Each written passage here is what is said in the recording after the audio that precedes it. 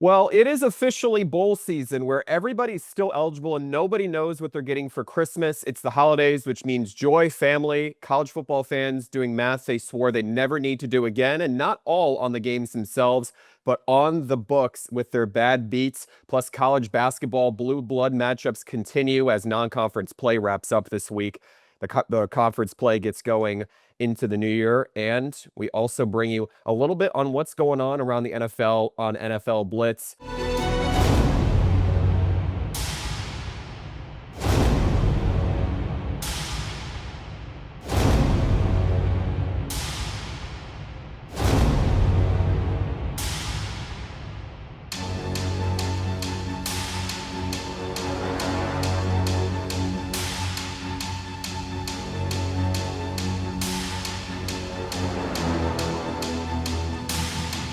He's Owen Kasanovic. I'm Wyatt Kopelman. And in 2025, on to 2026, I'm still representing the Duluth Huskies Baseball Club out of the Northwoods League. Owen and I worked together as co-interns on the broadcast team up at the glorious Wade Stadium right on Lake Superior. Owen, we haven't talked in a little while. I know we said in the last episode of the start, it felt like the train hadn't really left the depot for a little while to bring passengers in and out of the city for rush hour service. I don't know how many were going to Wade Stadium consistently, but maybe that's changed since. What's going on with you? I mean, does Alabama actually have an Oklahoma problem still? Because the radio call had it from the first game when Alabama lost to Oklahoma, but now is vice versa. And then you got another really compelling first round playoff game with Miami and Texas A&M from College Station. But I take it you're doing a little bit more than just watching college football with a lot going on around NFL in Week 16.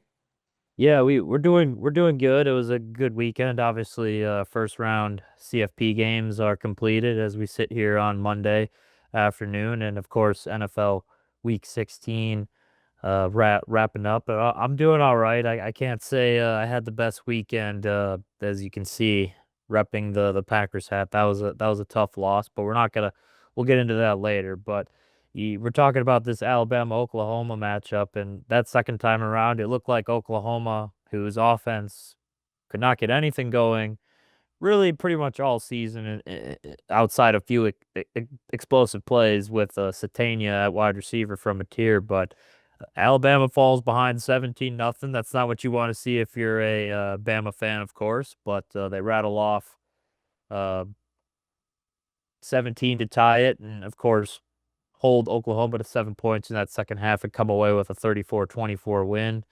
And Alabama will meet Indiana in the Rose Bowl. And to be honest, I don't know what you think about this matchup, but I think Alabama matches up pretty well with Indiana. And then that second game with Miami and A&M, Texas A&M dominated SEC opponents as far as points per game on offense. That Miami defense made it very tough for them. And obviously the weather with albeit being kind of sunny out, but 30-mile-an-hour plus winds made it tough to kick. And you could just kind of see both teams fighting to kind of punch the ball into the end zone. Texas A&M wasn't able to, and Miami walks away with a 10-3 victory. But I'll tell you what, that Miami defense is for real. Now, do I think they can stop Ohio State? That'll be determined, obviously, but I'm gonna have to roll with Ohio State. I just think they'll be able to run the ball better than Texas A&M did, and I think they have playmakers on the outside and Carnell Tate and Jeremiah Smith. But those are kind of my takeaways from those two big games, and obviously Oregon beat JMU, and JMU put up a lot of points, which I think was kind of good to see. You know, not a total blowout, but and Ole Miss obviously blows Tulane out of the water, and we'll see if they can take down Georgia. But what were your takeaways from this weekend's first round matchups? Well, as you say, Owen, the importance of Alabama matching up well with Indiana. Something that I'm looking forward particularly to watching is how Alabama runs the ball against Indiana front seven. Can it create a lot of running lanes, dominate that box? This Crimson Tide offense relied a ton on passing. It wasn't a game predicated on which team could average 4.5, 6 yards per play on first down run offense. And it's not something that concerns me. It's just maybe something that has to be a little more balanced against Indiana, knowing that Indiana can counter with Elijah Surratt. definitely carried Fernando Mendoza on his first couple of drives after he got hurt on that first drive, that first snap, as a matter of fact, in Indianapolis, Big Ten title game. And then Mendy goes on to win the Heisman. Still processing that alone. But I thought it was a really good game for the fact that it wasn't just about Jam Miller trying to carry this team in the offense and make good starts to drives and then also convert on third and short, but how that freshman wide receiver Lazier Brooks had stepped up. Millville, New Jersey native, 3-star recruit. We talked about him on a prior edition of Second Down Sunday, Owen. He had 2 touchdowns. This is a dog to leash up for me. If he can do that in the next game against Indiana, which I know he very well could, because if even a team like Ohio State or Indiana are vulnerable at certain points in their pass offense and defending outside the numbers, then chunk plays can define a lot, especially if Alabama forces a turnover, if not for a turnover on downs in each half. 100%. Yeah, I think when you look at Alabama's wide receiving core, I think it's definitely one of the deeper ones in the country for sure. I mean, you have Latsier Brooks, you have Horton, Ryan Williams, Jeremy Bernard. Like those are 4 really good guys, and they obviously have good tight ends they can go to as well. And Ohio State obviously is another. I think they have a really good top 2. Outside of their top 2, I don't know who you could throw in there, but I definitely think it could potentially give Indiana problems with Alabama's deep wide receiving room. And again, if they're able to just run the ball, what they kind of were able to in that second half of that game, and it doesn't have to be anything crazy, right? I'm not asking them to get explosive 10+ yard run after 10+ yards run. I'm asking them to stay ahead of the chains, right? Pick up 5 or 6 on first down. Just be able to allow Ty Simpson to not have to be able to be in those third and longs or second and long situations, because we saw it against Oklahoma a little bit. Like at times, Alabama was vulnerable and the pressure was coming, and Ty Simpson had a clean pocket, but he was just seeing the rush and trying to move his feet up, that he was getting a little rattled out there. And obviously, Indiana proved that they could do it against the Big Ten this season when you look at what their defense did in Big Ten play, and obviously shutting down Ohio State, who I think obviously we can agree is one of the better offenses left in this playoff, obviously. But, I'm just going to be interested to see, because me personally, I think if Alabama is able to run the ball like that, I think they're going to give Indiana problems on defense. I don't see how Indiana will be able to get off the field. I personally think they're going to need 1 to 2 turnovers to win this game. That's just how I feel. What aspect of Alabama's defense do you think did what it had to do to make sure that Oklahoma didn't light up that defense anymore and make this a convincing win for the Sooners? Because as I heard on ESPN radio as I was driving out of the studio to get dinner on, what was this, Friday night? It was Friday night because of the standalone game.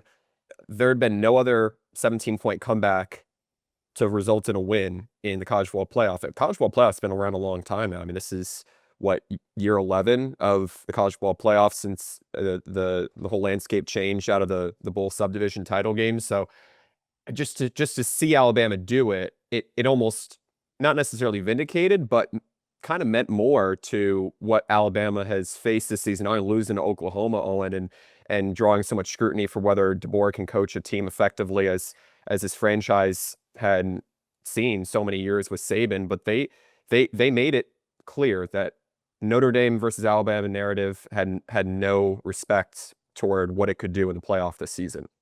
100%. And I think coming into this too, like the way Alabama lost to Georgia, if you would have told me Nick Saban's coaching this team, I would probably have this team winning the national championship, just because the way throughout his tenure, the way they come off losses or SEC championship losses. Granted, they didn't have many, but he always found a way to motivate his team, and they go out and play. And it wouldn't have surprised me if Saban's the head coach, say this year, that they go and they rattle off 4 straight wins or the national champion. But to see DeBoer and company get down 17-0, again, you're not, as an Alabama fan, that's not something you want to have happen. They're able to overcome it against an Oklahoma offense that, quite frankly, I feel like became too dependent on quarterback runs and running some of the same stuff that had success in the first half. And you asked me, what part of Alabama's defense was able to kind of save the game for them. I definitely think it was their front 4, along with that linebacker and safety unit because I think they just really adjusted to Mateer in that quarterback run. Now they still gave up some big plays in the pass game at times, but they really shut down what Oklahoma wanted to do when it came to the quarterback runs and the counter type plays. But I'll tell you right now, Alabama cannot fall behind 17-0 against Indiana. If they do that in the first quarter, they're going to have a tough time coming back because Indiana will be able to get after Ty Simpson and make it tough for him. Now, Alabama might be able to find some big plays and will they be able to come back? Sure. I think, it's a 60-minute game. It's a long game if they can put together a couple drives, but ideally, if Alabama falls set behind 17-0, I don't think they're beating Indiana. Did you get the sense that Alabama needs to play more zone to succeed out of the gates and not be backed up to its own 40 on 2, 3 plays? I think that's definitely maybe a considerable adjustment. But I mean, you even saw like a lot of times with Kane Womack to start the game, they had their safeties way back, and Oklahoma was just gashing them with those runs. I think again in the second half, they did a better job of putting their safeties in a box, in the box, and making them, making it tougher for them to run and making Mateer have to beat him with his arm. Obviously, they even said on the broadcast that his thumb that it was surgically repaired still wasn't quite 100%, and he's fighting through that. And you kind of saw Mateer have to play through that. And again, he made some plays, but he didn't make enough plays. But I think that'll be the key. We'll see how Alabama comes out January 1st. And do they put the safeties in the box to start? Because we all know Indiana, they like to run the ball. Like they got Roman Hemby, and I forget the second back, but they have a two-headed monster in that backfield. They like to run to set up the pass. I mean, Heisman Mendoza, he don't get me wrong, great season, deservedly so to win the Heisman, but they can ground and pound with the best of teams, and I think they're definitely going to try to set up the run to be able to throw it over Alabama. Another dog I'll leash up this week, Owen, not a Miami offensive player. I'll go with Ruben Bain. He gets 3 sacks. And actually, I'll throw in another. I'll go with the graduate nickel Keontae Scott. He had been moved from doubtful out really from the last 3 weeks, albeit Miami didn't play in the ACC championship game in Charlotte, so there was an extra week for him to rest, which brought great implications actually, albeit there was a lot of scrutiny around Miami still having yet to win an ACC title game, and its former coach at Duke, now Manny Diaz, gets to that title game before Mario Cristobal. But that's for another day. Keontae Scott, he goes in, he picks up 2 sacks. Ruben Main gets 3 sacks. And then everyone seemed a little surprised by the fact that Bryce Fitzgerald's the freshman safety out of South Florida, homegrown product. He gets 2 interceptions, the second to end the game for Miami. Hurricanes win 10-3 in their first ever college football playoff game. I'll go with Bain. I'll go with Scott because that nickel that they need at Miami, especially in the first year defensive coordinator Corey Heatherman's defense, irreplaceable. He is standalone of a defensive performance aside from the 2 interceptions. Yeah, I mean Miami's defense again. I mean, well, we talked about it a little bit, but yeah, those two guys were making plays everywhere. And again, I mean that interception in the end zone, big play. Just whenever Texas A&M like had a drive starter, they just could not continue their drives, and Miami's defense was able to get them off the field, held them to 3 points. So I think those two guys played a big part in that all around team performance for sure. So you definitely got to have Miami's defense as a dog of the week or a top dog. My second one, and I know they're playing Tulane, and they beat Tulane earlier this year, but it's got to go to Pete Golding and that Ole Miss defense. Now, I know Tulane was able to have some explosive plays at time, but to hold a team to practically 3 points and give up a late touchdown and just see how Ole Miss came out to play after all the news with Lane Kiffin and Charlie Weiss Jr. and the Lane Kiffin offense, I really just hats off to the whole Ole Miss team. I think what they did with all the people doubting them and talking about them. Obviously a lot of them expected them to beat Tulane like this, but I'll tell you right now, if they win against Georgia, don't count out this Ole Miss team. Like I even thought going into it, and again, it's tough to ask because you don't have your head coach. You're not sure what assistants are going to be there and what was going on there. But the way Trinidad Chambliss played, super impressive. But again, I think Ole Miss could get on a little bit of a run. They're a team to watch out for that has a big chip on their shoulder, and I definitely think they could maybe make it all the way. But obviously, they got to get past Georgia. But if they're able to get past Georgia, I think this team has a lot of confidence, and I would not be shocked if they w win this CFP national championship. How about Oregon? The fact that it played a much lesser talented James Madison team. These two group of fives, they didn't do the body of this brand of football, that this level of football rather, any favors. They just didn't. I mean, you didn't see any explosive plays. I mean, now granted, James Madison wasn't shut out. Tulane got a second crack at Ole Miss without the coach, as you said, with Pete Golding stepping in. But it would have been great to have at least one more competitive first round game, considering that this expanded format for college football doesn't really it doesn't seem complete yet. 2 years in now, first round playoff games are done. Think back to last year, SMU blown out against Penn State. Other games, maybe besides the Clemson Texas game, were not all that entertaining. Kind of got a little bit of that this season. I felt like it was a slight upgrade, but it didn't reach a juncture that made everybody collectively realize, casual fan or not, or national analysts, that the 12-team format is right. And here you have Talon DeBoer, who's also in the rumors for the Michigan job. Apparently, the Wolverines are offering him a blank check, but he hasn't given a certain response yet into whether he's interested in exploring deeper within the role itself. He tells ESPN Radio 2 weeks ago, within a week of the college football playoffs starting, that he believes 16 teams is still a possibility, although it may seem like too much from people's perception. But I don't get the sense that 12 is appropriate right now. Yeah, and again, I think I'm fine with giving the group of five a seat at the table. I think, again, it just comes down to the ACC being weak this year, and of course the tiebreakers, because Miami didn't even play everybody that allowed the Virginia and of course Duke, because of their conference record, to make it. So it comes down to tiebreakers. So personally, could you do a better job of scheduling? That's a possibility. I'm in favor of 16, and I think what should happen is you have the two best group of five teams record wise and top 25 ranked. They play each other, and then you go to 14, and then everybody's in.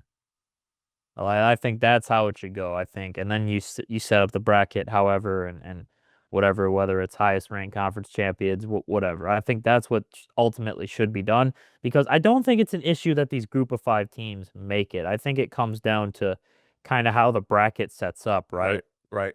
Like, I necessarily did not hate in year one that it was the Big Ten champ, Big 12 champ, SEC champ, ACC champs. I didn't really care that they got the top four, because I think if you win your conference and you're a conference champion, and I know again the Big Ten and SEC are stronger usually than the Big 12 and SEC, and obviously Texas Tech had a tremendous year in the Big 12 this year, but in the first the last year, the Big Ten and SEC are those powerhouses, and they're going to get multiple teams in, which I think is fine. Like, if they fill up half of the spots between both conferences, that's fine. And that's where the best football is played. So I can't really argue for people that disagree with that concept that the Big Ten and SEC should rule this playoff. You just look at the teams that are in those conferences and they win 9 or 10 games, 10, 11 games, they deserve a seat at the table. But I think that, again, the best way to go is again, I did not mind Big Ten champ, ACC champ, SEC, Big 12, right?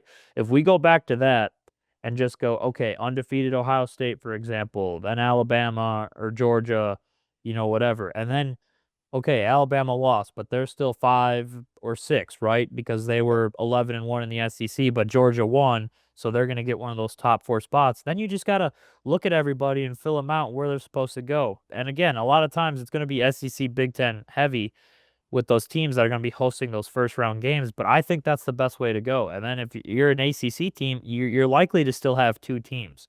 And then the group of five comes in and they'll fill in as needed. But I definitely think if we go 16, it should be the two group of fives facing off against each other and then filling out the bracket from there. That would make the most sense, especially because you get a team like Boise State, thinking back to last year.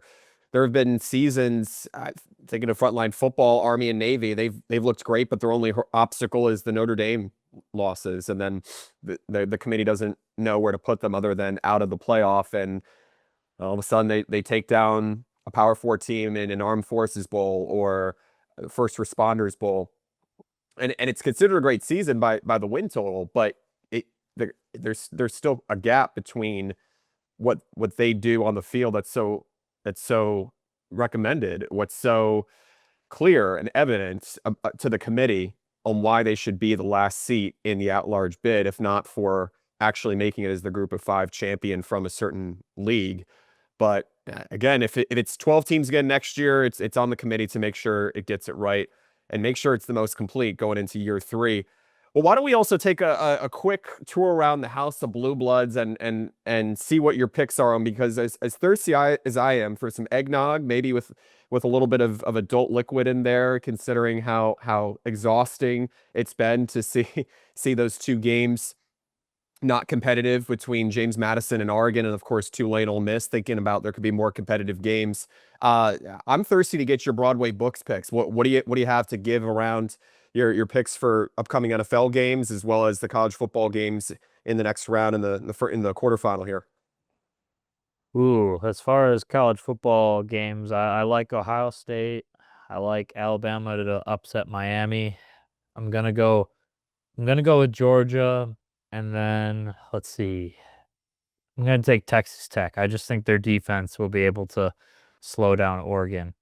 But those are the teams I'm gonna be going for, or going with to advance to the semifinals, and should set up some great matchups.